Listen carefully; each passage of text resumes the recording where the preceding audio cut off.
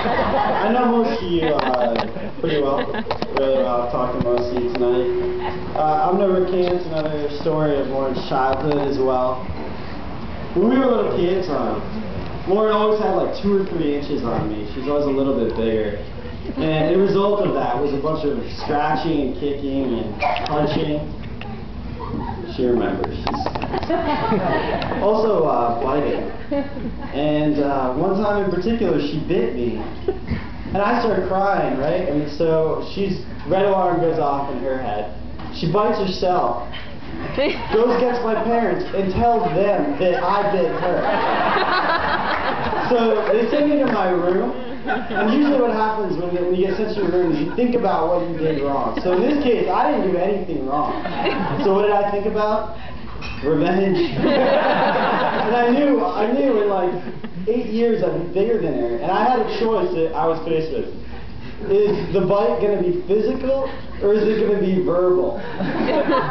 This is that bite. So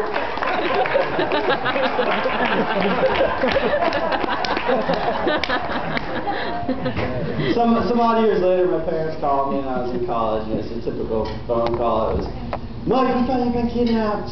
I was. Sent $250 to my house. Envelope. So they were like, "Hey, Lauren has a boyfriend." And I was like, "Okay, that's great." You know?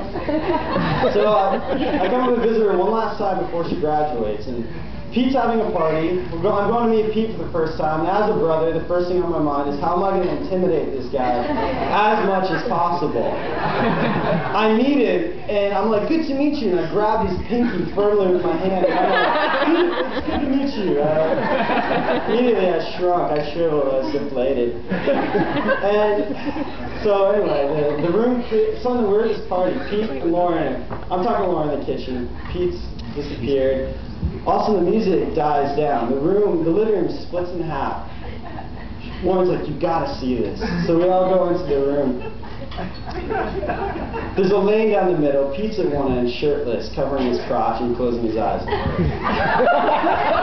At the other end is his good friend Lucas. There he is.